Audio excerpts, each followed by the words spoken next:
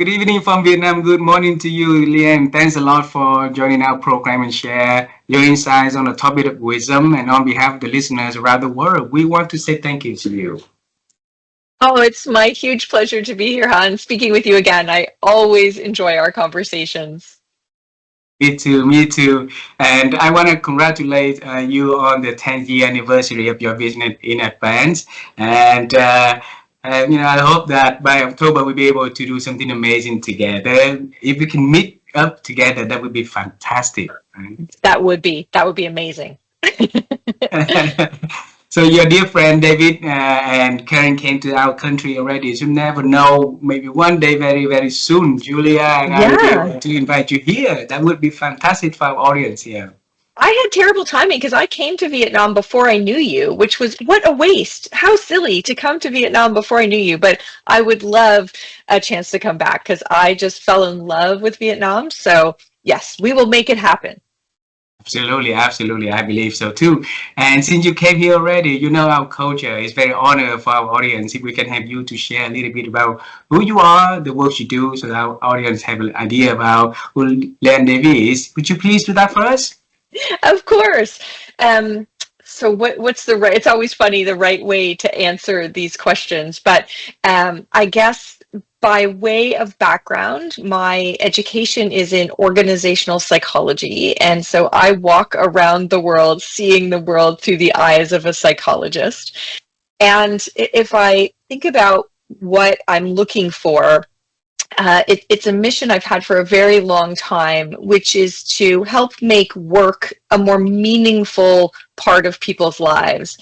And, I see so many people for whom work is just something they have to do to feed the family, and I wish that work could be so much more than that, a source of connection, a source of pride, a source of challenge and learning for people. And, about 10 years ago, I guess, when we were starting the company, we thought about, what is going to be the purpose of 3COs? What's going to be the purpose of this organization? And we decided that it was, work is a very big topic, and we were trying to narrow it down. And we narrowed it down to helping people achieve amazing things together. And so we focus exclusively on teamwork, on working together, on how messy it becomes when humans have to work together in teams. So that's my work. I'm my business partner in all of that is my husband, Craig, and so that's really fun. I have two daughters, Kira, 23, who's studying in London, and Mac, 19, who she studies in Montreal at McGill University. So I'm an empty nester for the first time this year, with a little bit more time then to enjoy travel and all those sorts of things. So I'm just a regular person, but I do feel like there's something I can help with in the world, which is helping people achieve amazing things together.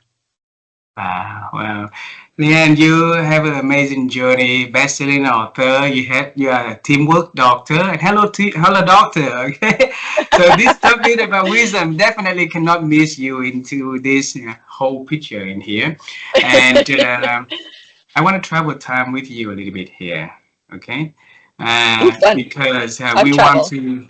Yeah, we want to know why you're doing this. So when I was Yeah, little, I grew in a very poor community, and in my yeah, community in the middle of Vietnam, we have one day we have electricity, and maybe the next day or next 2 days we didn't have electricity at all. So yeah. the only thing for me entertaining at night is when the moon rise, and then we can see things very brightly. So my first dream about the works that I would do in this world is to become an astronaut and travel into the moon and see how bright it is up there. Would be wonderful. But life did not give me any opportunity to do that, Lian.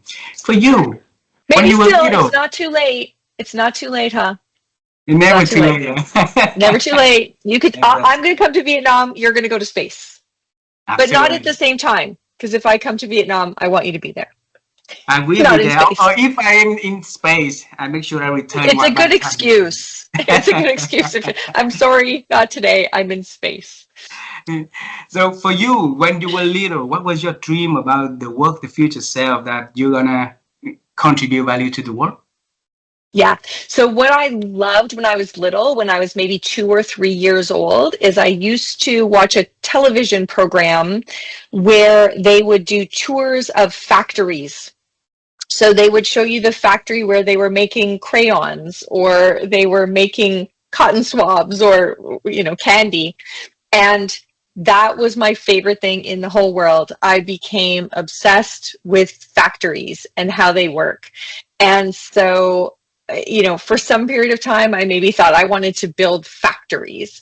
And that also didn't turn out to be what I was great at.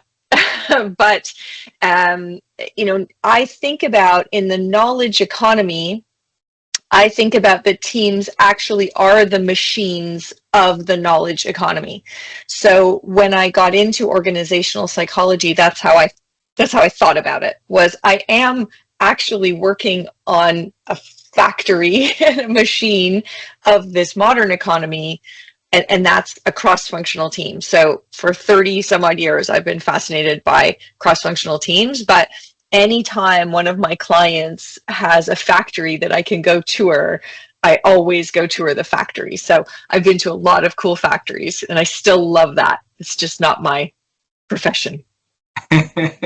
So why you decided to study psychology then? You can study business and become a CEO, Yeah. a big factory, and have team, have people to thrive, right? So why That's a psychology? great question. I took a psychology class just in my second year of university. In university, you're just kind of like looking back in those days. It was a very thick book of very thin pages of all the classes. I was looking through. The book, and there was a class called organizational psychology, and I tried it. And this was in 1990. And we're going to go back to the astronaut story. It was not very long, maybe 6 years or so after the Space Shuttle Challenger disaster had happened. Hmm. And one of the cases in the psychology class showed that there were people within NASA who knew that there was a very big risk of launching the flight that day. And they tried to tell other people. And for a whole variety of reasons, everyone ignored it, and the launch went off, and all the astronauts died.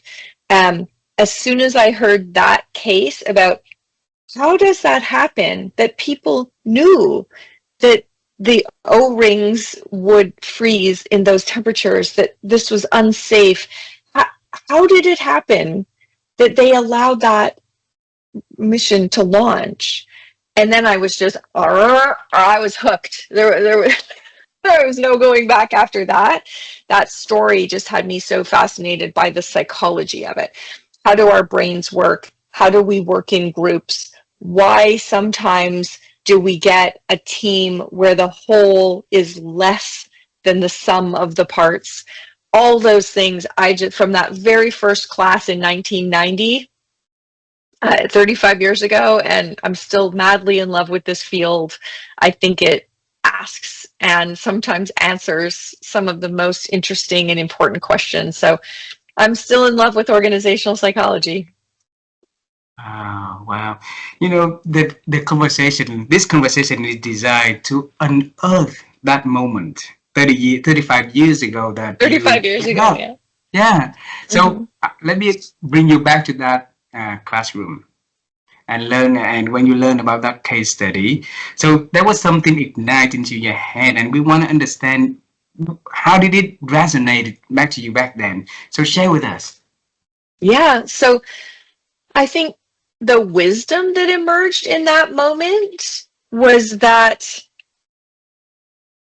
people in groups don't always do the right thing or the smart thing, or that there is this power in social dynamics that can be so harmful, right? That and if I go even further back than that, in high school, I was very much invested in World War II history and Holocaust history. So I was already interested in how social dynamics can cause people to make bad evil, wrong choices.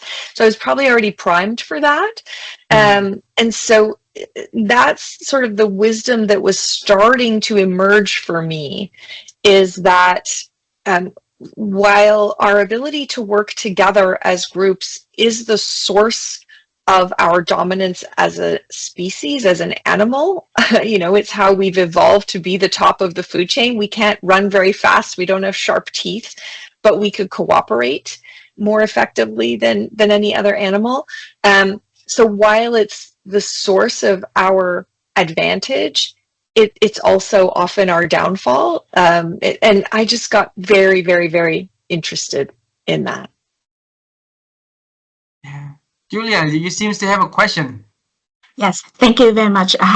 So thank you very much, Liane, for sharing, these insights, and I found it profoundly helpful. And, from the corporate experience that I've had so far, conflict avoidance is the common theme, right? And sometimes, it leads to unchallenged assumptions. And from being silent and being fine with unchallenged assumptions, that's how bad decisions are born.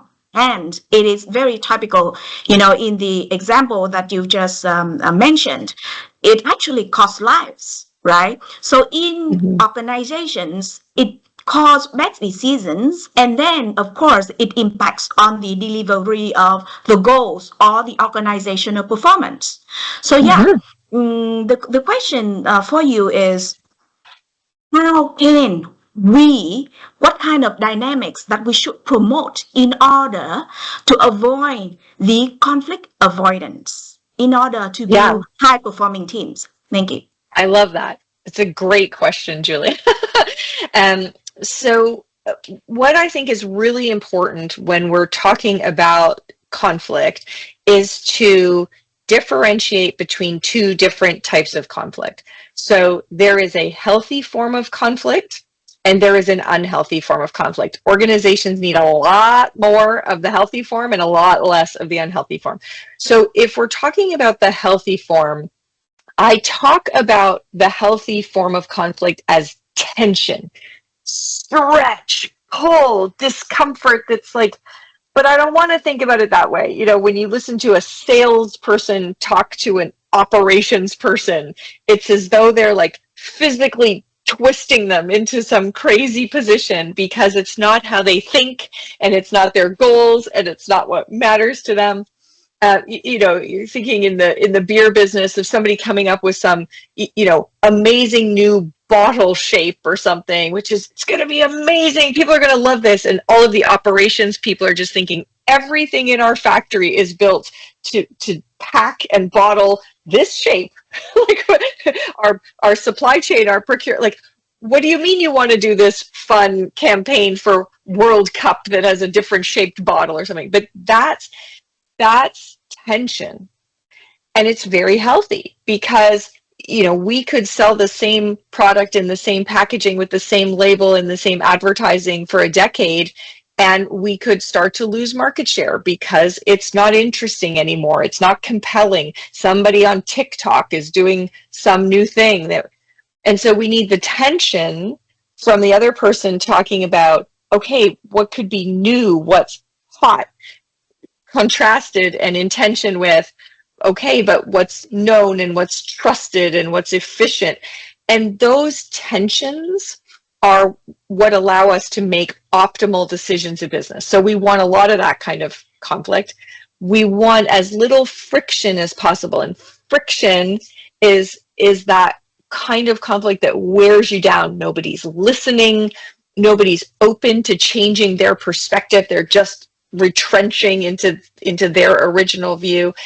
So if what we're trying to do is up this and reduce this, the first thing that I encourage teams to do is to talk about what are the tensions that are supposed to be here, that are good and healthy. How does sales need to encourage and think about and advocate for things that are very different from operations, who need to think about, pay attention to, and advocate for things that are different from marketing and human resources and finance. And as we go through the process, I wrote an article in Harvard Business Review about how to do this exercise. As we go through this process, we start to learn that, oh, you bring something different to the table than I do. You're paying attention to different things. You have different expertise. Great. We realize that you might even be thinking about and advocating for different stakeholders than I am. I might be thinking about the people, the stores that put our product on the shelves, and you might be thinking about the person buying the product. Those are different people, and we may have different things we're fighting for based on that. And coming to the conclusion then, the third point, this wisdom that comes in realizing that there are things and people that I'm here to fight for. And the wisdom being that my job is not to get along. My job is to make sure that I have represented the things and people that I'm here to represent, and that those things show up in our decision. And when we understand that that conflict is something very necessary, very healthy, instead of misperceiving it as like I'm being selfish, or I'm being siloed, or all these other things that we get wrong about it, then we can start to understand where we get in conflict that does not serve our expertise, does not serve our stakeholders. It simply is there eroding trust, wearing us down, and we can start to chip away at that. So that's how I come at it, Julia, is really starting with painting a picture of why conflict is so important to our organization, why we never want sales and operations to be starting from the same point, or else we know nobody is pushing hard enough. Nobody's being ambitious if sales and operations are starting the conversation in the same place. We always want them to end up in the same place, but only through some uncomfortable conversations about how do we optimize the decision given all of these different things that we're fighting for. Yes. Thank you very much, Liane. That is a very deep insight and very helpful for many organizations and team in Vietnam. So to sum it up, basically, we have to understand that conflict is not bad. And also there are at least two types of conflict. The effective one, and the one that is, tear us down, and we should up one and avoid one. And on top of that, unfiltered debate is healthy. And when we are participate in a conversation, we represent the people who are sent us there. So our ability and responsibility is to convey our opinion at the table to make sure that organization is making the best optimal decision.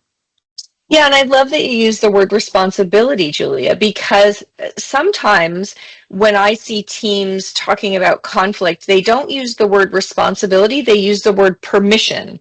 So I'll hear the manager say, like, everybody has permission to disagree with me. But giving you permission, you might say, like, well, thanks. Like, whenever I get up enough courage to disagree with you, it's good to know that that's okay. But that's very different from having a responsibility to disagree. This isn't optional. This isn't if you feel like it, it's okay with me.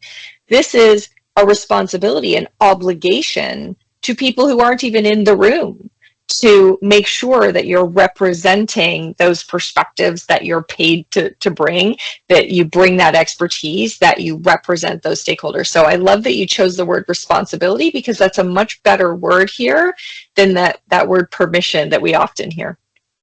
Yes, thank you very much. Back to you, Ha. Yeah. You are the teamwork doctor. You work with teams around the world to help them to come to the realization of that wisdom moment, for them to come up with the decision for them to decide what best for their organization, for the team, right? I want to start this conversation with wisdom back into the basics of definition. So, Liane, how do you define wisdom in your own words? How do I define wisdom? Oh, wisdom. Okay, how do I define wisdom? I've never actually thought about that before. Um, I think wisdom is a gradually collected insight about the ways the world works, particularly insights that are counterintuitive or that have to be experienced to be understood. So, there's so much that we can learn from a book or learn from the internet. um, Wisdom to me is all that stuff that has to slowly add up and get you to an insight that is, maybe I was oversimplifying, maybe I was too optimistic, maybe I was too keen, maybe I missed that there's a deeper spring running under the earth here. Wisdom is that deeper spring under the earth. It's not at the surface. It's something that you have to, I think, almost create moments of stillness and openness for wisdom to come to you. It takes time. Wow, it takes time to unearth the wisdom from the experience that we have, right? And then make it insights so that we can leverage and use in our life. And the next question is, how do we unearth that in the end? What can we do to bring the insight into something that we can use usefully in our life? Yeah, so I would say curiosity just is the number one word to me that is the path to wisdom. So just noticing things. We live in a world where we so seldom notice things. Uh, it's just fascinating to me how much goes by us that we don't take in.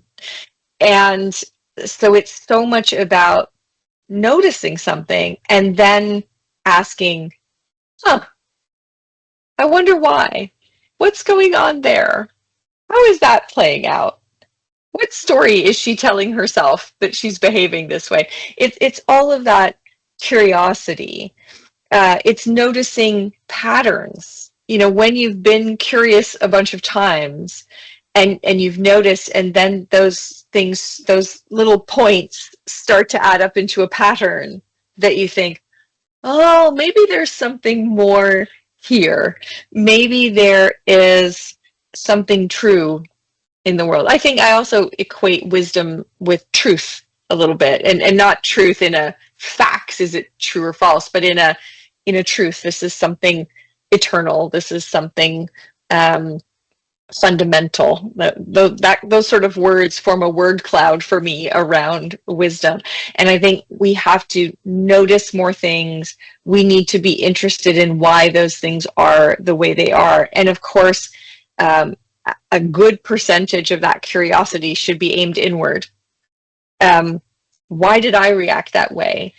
Why did I notice this thing and not notice this thing? What story am I telling myself that's shaping how I'm interacting with the world?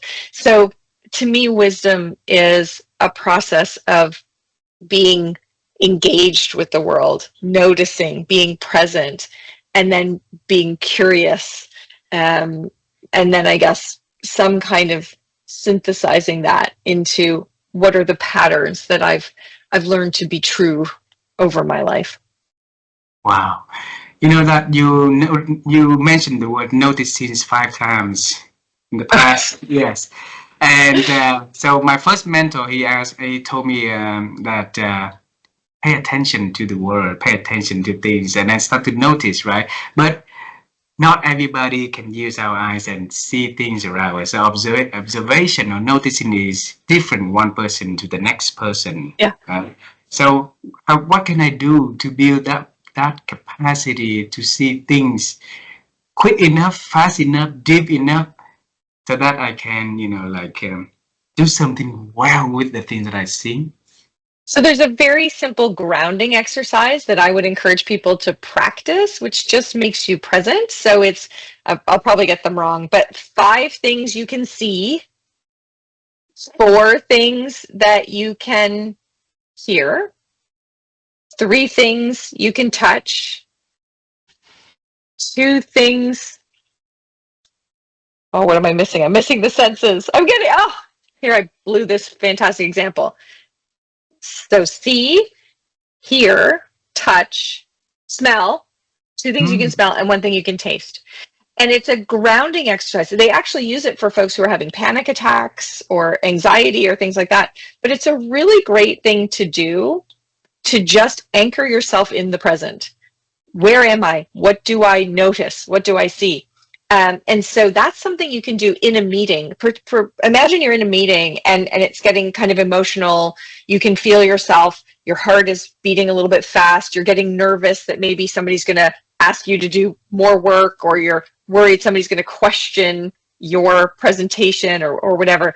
It's a wonderful exercise that you can do just right in the moment. Okay, 5 things I can see. Boom, boom, boom, boom, boom. Right, 4 things I can.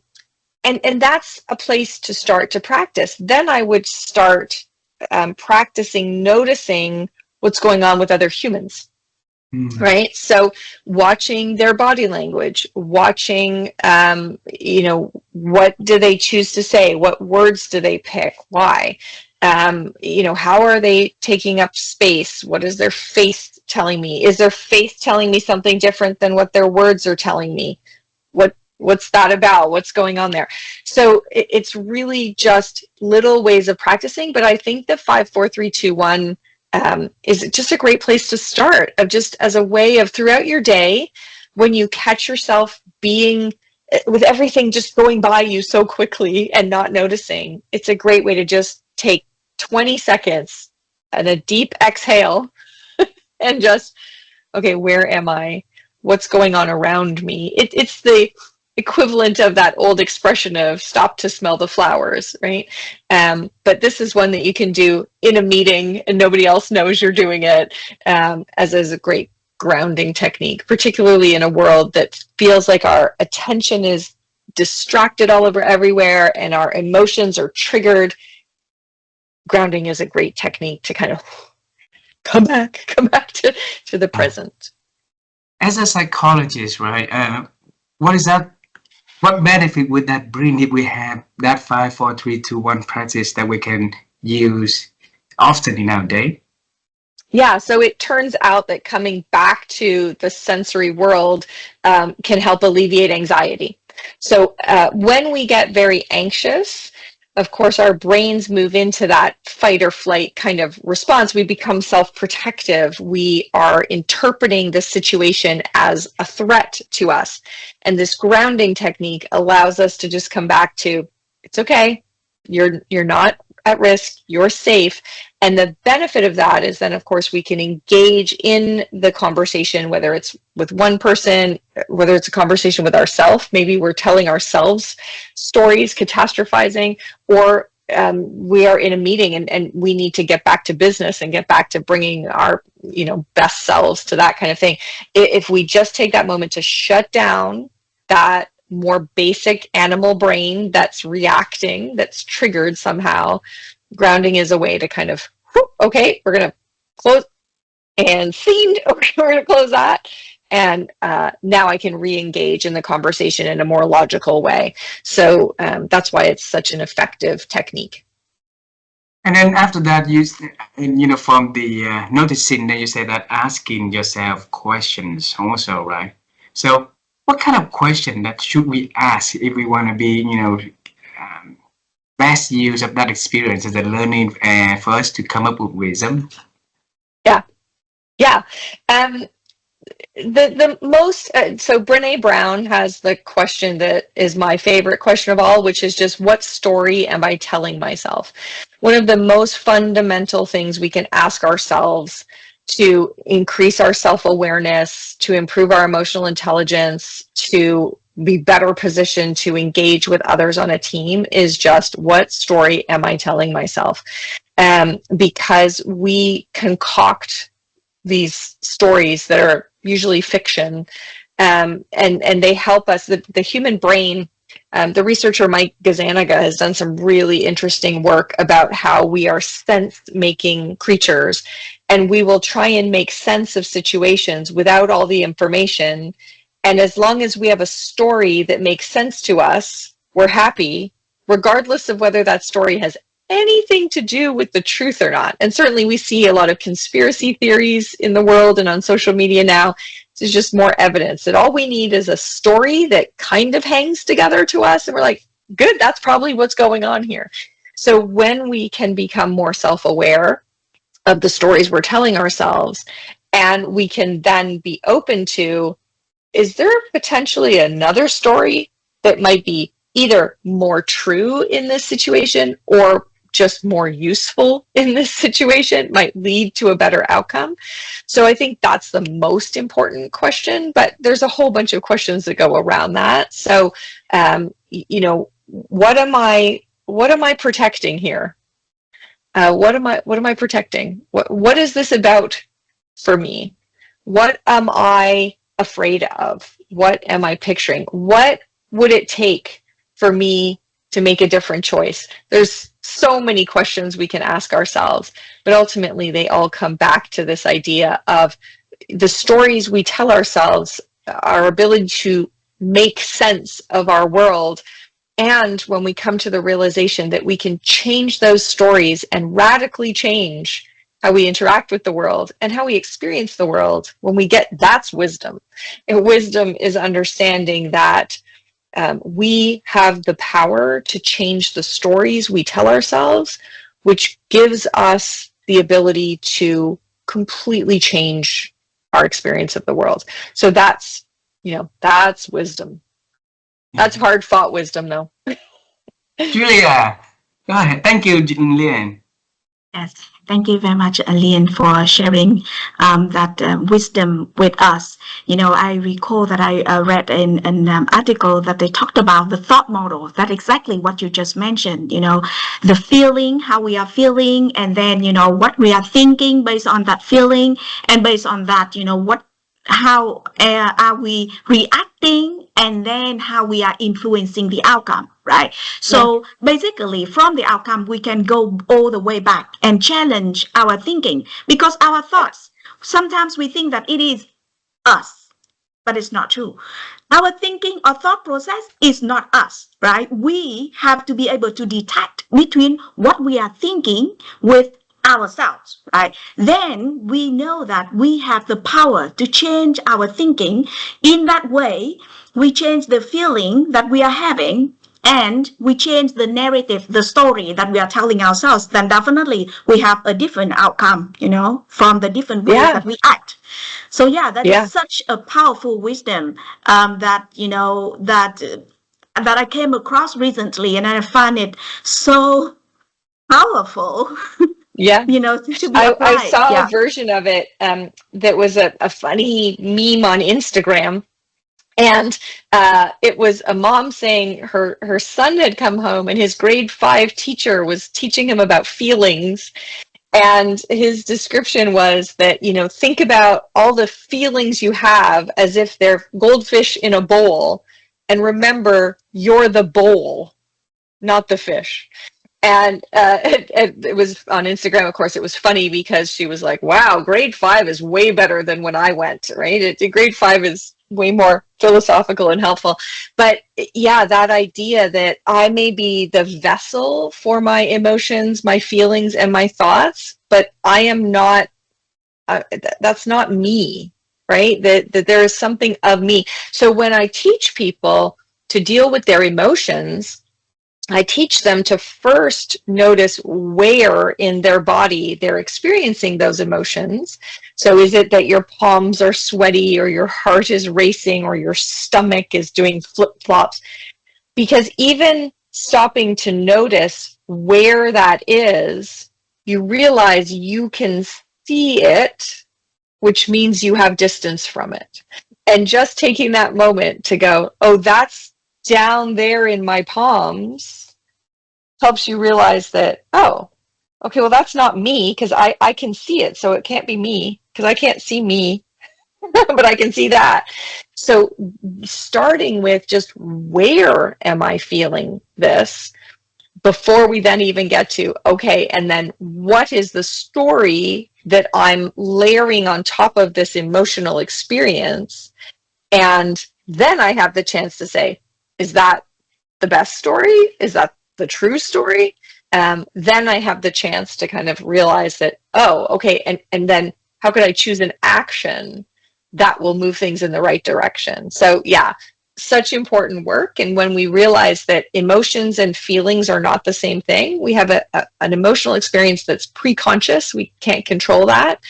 But how we feel about it and the story we tell ourselves about it, that we can actually manipulate. And that's where we get choice. It's really powerful. Liane, you More wisdom, introduced to right? me. That's more wisdom. Yeah, you remember Jeanette that you introduced to me long ago, your friend, right? She talked about the power of pausing. So right there, what you just mentioned is the power of Yes. pausing. Pause to see what happened and pause to see what inside of it. But it seems to me that in the world full of noises and distraction these days, pausing is not easy. It's a superpower that we need to Not. have, right? So Yeah. why is that so hard for us to pause for a moment and reflect and think before we say something or do something new? Yeah, I think it's become cultural.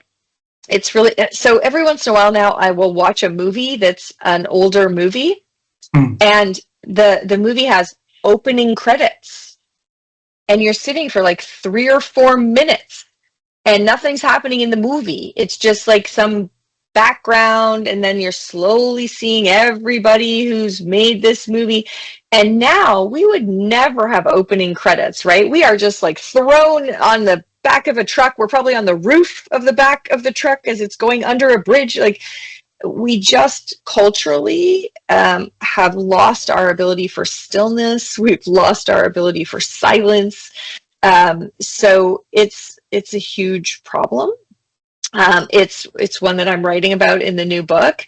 I'll tell you a story that I tell in the book. So many years ago, I was watching a Netflix show called Cooked, and it's a 4-part documentary about how humans have learned to cook food in various different ways. It's the most beautiful, beautiful show. And in the episode about air, the host, Michael Pollan, is sharing the idea that if you took all the flour and all the water that you wanted, and that's all you could consume, after a very short period of time, you would die. You would starve to death.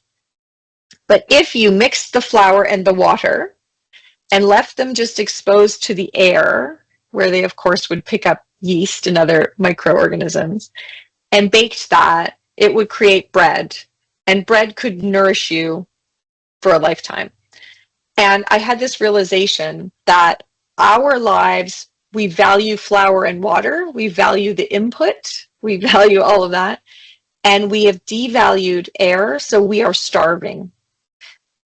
We have all the raw material for insight and wisdom, but we've never exposed that to the air, and so we can't be nourished by it. And my life is often very, very full of flour and water. And so I've had to make a very deliberate effort to find blocks of time, 45 minutes, an hour, where there is just air. A really good way to do that is a bath. And it's funny because now that I'm working on the book, if I try, I was on a vacation and I had a beautiful, beautiful old bathtub, and I'm like, I'm going to have a bath. And I had to get out because the ideas just, at some point, I had so many ideas that I needed to make sure I captured them. Going for a walk, but without headphones in, without a podcast to listen to, finding air. So that's been another wisdom for me in the last few years, is realizing that input, raw materials, aren't nourishing unless I can expose them to the air. My brain will do amazing things with them if I stop suffocating it. So that's been something I'm very dedicated to now. So if you, sorry, Julia, go ahead. Thank you very much, Ha. You mentioned a very interesting topic that I read recently. They talked about solitude, right? So I read the quote from Mr. Blaise Pascal, the French philosopher. He said that all of humanity's problems stem from man's inability to sit quietly in a room alone. Right. So basically, he highlights the discomfort that people feel with solitude and how the avoidance of it can lead to unnecessary distraction, conflict, and even destructive behavior. Right. So I absolutely believe that there's a huge wisdom in being alone with stillness and solitude. That's where maybe we become most creative. Like you said, the new ideas will come to you in a very natural way. Yeah, absolutely. And sometimes it's in stillness, sometimes it's in motion. Like, think about your grandfather on a rice paddy and hours and hours and hours of manual labor that his body knew how to do for decades, but then the mind is also liberated. My father worked in a job where he drove a truck for many, many, many hours a day, and he would write poetry while he was driving this truck. Like, his brain could float and go and do amazing things. So yeah, I think we need solitude. We need time in our heads. For some people, stillness is okay. For other people, stillness is itself a straitjacket. And those people will get the benefit of solitude if they're in motion. The gardeners, how many people have these epiphanies while they're gardening or walking through the woods, forest bathing in Japan, working on a rice paddy. So either way, but I think the key thing is that your mind has the time to wander, that it has the time to dip into all of these stores in the pantry you've put in from articles you've read and conversations you've had. Then all of a sudden it can create this beautiful dish with all the raw ingredients that were in the pantry. Liane, I want to ask you, if you compare you after exposure to the moment realization that you need to expose more to the air, put it that way, versus the prior version of you, what change did you see in yourself? Oh, such wonderful changes. So first of all, work feels less arduous. So I've been trying to work on the outline for the new book, and I kept feeling like I just need to sit my bum in the chair and grind it out, and it just felt And then one day I had a very early morning flight to Austin, Texas. And so I got on the plane and I put on a 40-minute meditation podcast, and I just sat in complete stillness.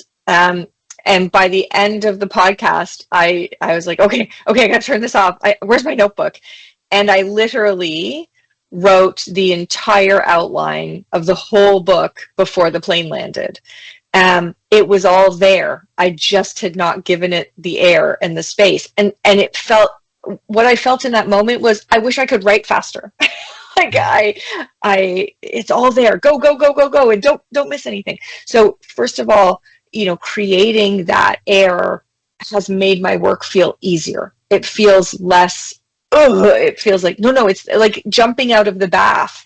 I literally was jumping out of the bath because I was so excited about this idea that I needed to make sure that I could write down, leaving puddles along the floor.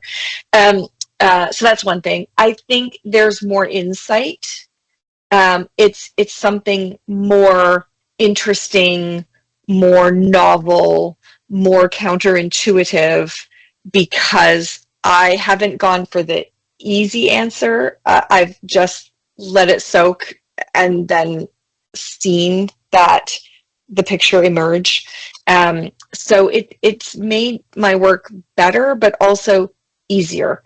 It's more joyous when you realize there's so much in here. There's so much that I can capture and share. And so, yeah, it's been about 5 years that I've been dedicating myself to putting this time in my week, and it makes a huge difference.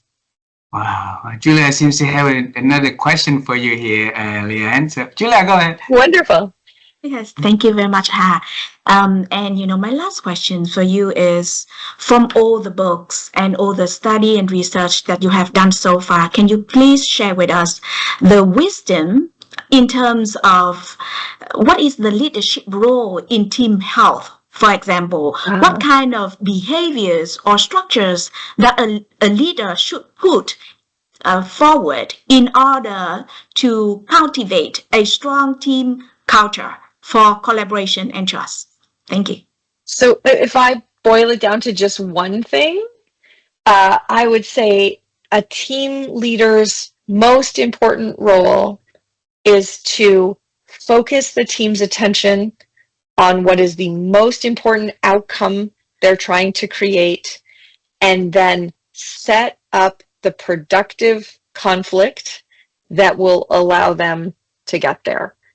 Like, that's it, really, right? Like, so, all right, what needs to be different in the world? What's the purpose of our team, and what outcome, what thing that we don't control, what outcome in the world is our organization counting on us to deliver? So a great leader defines that, and then all they do is set up, so getting the right roles and the right people and the right kind of conversation and the right kind of measures and the right rewards and coaching, all of it, set it up so that that group of people can have productive conflict about the way to optimize what they're doing to make it most likely to get that outcome. If a team leader really thought about, that is my most important job, create the conflicts to optimize the outputs to change the outcomes, I think it would simplify so much, and get leaders really focused on what they're there to do. And of course, so many leaders don't do that. So many leaders have never been clear about what's the outcome that we require.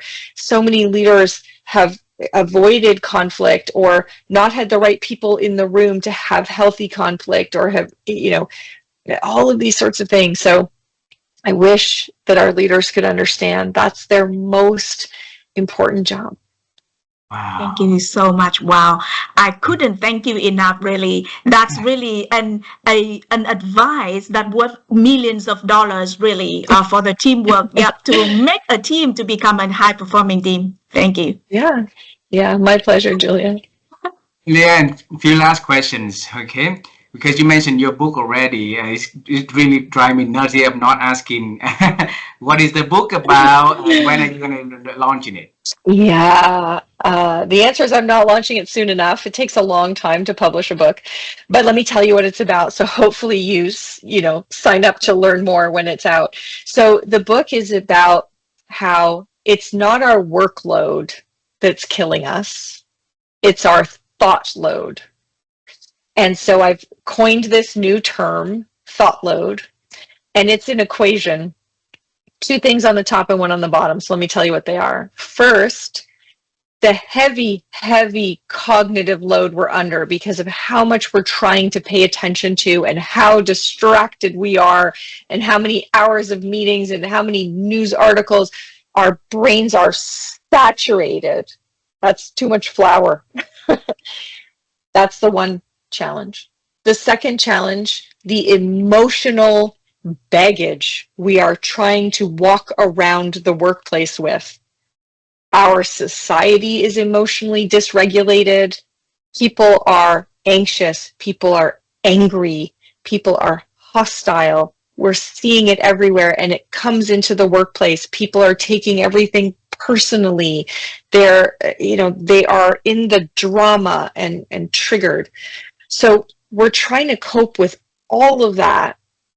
But the load part is that we're trying to cope with all of it as our energy reserves get lower and lower. We're not sleeping well. We're not eating well. We're really exhausted. We're burned out. And so the weight and the burden of the cognitive load and the emotional baggage is even heavier. And so the fun of the book is realizing that we've got great books about focus and great books about emotions and great books about resilience, but I don't think we have anything that's helping managers understand that this is a system where each one of these problems today is amplifying the others.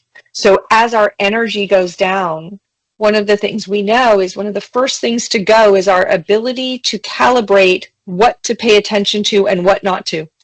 So as our energy goes down, that cognitive load goes up. As our energy goes down, our likelihood of experiencing something as emotional or threatening or, he's out to get me goes up. As our anxiety goes up, we tend to try and multitask as a way of dealing with that heavy cognitive load. But we know one of the biggest outcomes of multitasking is increased anxiety and reduced energy. So the new book is a formula for managers for how they can first get their own thought load down. And then how do you lead a team in a way where the most important thing you're doing is managing people's thought load so that these smart, accountable, awesome people can actually do the job they're there to do. But right now, I think managers are contributing to people having an extremely high thought load. It's why we're really not getting as much done. It's why productivity numbers in our economy are terrible. They're not good at all. So we feel like we're doing way too much work. And I would say we're not accomplishing very much work at all. We're doing too many things. We're worrying about too many things. But very little of that energy is actually going into creating outputs and outcomes that affect the world. So that's the recipe in the new book. I'm just finishing the first draft right now, but it takes a long time before a book hits bookshelves. But I'll be sprinkling these ideas everywhere. If you subscribe to my newsletter at lianedavey.com, there'll be lots of information, little drips and jabs and ideas. All year I'm doing my articles and my blogs, and my YouTube channel is all of these ideas leading up to the book. So there's lots for people to learn. You don't have to wait for the book to get some of these tips. I hope those managers and leaders be able to unload their thought, right, and help the team to unload those heavily thoughts inside of them, the cognitive load and emotional load, so that they can have a workplace that healthy and a culture that promoting a beautiful work for everybody. Yeah. One last question for you. Okay, and you know that my wife and I, we've been on the quest to help people to improve their ability to think. Yeah. Because that is very important, right? And then you mentioned about Yeah. the word thought. Look, every time that I have a conversation with you, Liane, you always make me feel that there's so much for me that I can learn from this conversation. So many more things that I have to put myself to thinking, okay? So for you, how have you been growing your ability to think over the years? Ooh, that's a cool question. I think what I'm trying to do more now is to expose myself to ideas I don't like. And I noticed over the last, 10 years, we're humans. We're very vulnerable to confirmation bias. We like things that tell us we're right and we're smart and that confirm that we were telling ourselves the right story. And it's a huge bias. It's a big problem that erodes the quality of our thinking. So I'm working very hard to try and expose myself to ideas that I disagree with, to listen to podcasts of people who I disagree with and sit in it and ask myself, okay, but what is true about what they're saying? And I find it physically uncomfortable to do it, but I know it's making my thinking better, more robust, stronger. And it's wonderful when I find there's a podcast, the Ezra Klein podcast, and I find it's the best source for me of listening to people. He's very careful to curate guests who he just wrote a book, and to his credit, just had 2 people on his podcast to talk about all the things they don't like about his book and all the arguments they disagree with. What a courageous thinker. to publish a book, and within a month of publishing a book, bring on people to tell your whole audience why you're wrong. So I'm really attracted to people who think like that, and I'm trying to be more like that, although it's baby steps for me because I find it very, very uncomfortable, but I'm working on it. Wow. Go ahead, Julia. Thank you very much, Liane, for that beautiful answer, the beautiful insight. Julia. Yes, thank you very much, Liane. It is so inspirational, when you share about your new book. I really look forward to it. Whenever it's out, definitely I'll order it online. And, after this, I will definitely right away, subscribe to your YouTube channels and your newsletter. And I will encourage other people, other managers that I know to do the same, because Wonderful. you absolutely hit the spot where you say that thought load. It's not workload, it's the thought load. Because Right. I myself, have spent a lot of time hanging out with other managers who report to me or who are my colleagues. And in the office, they spend, let's say, 8 hours working on the things that they are doing.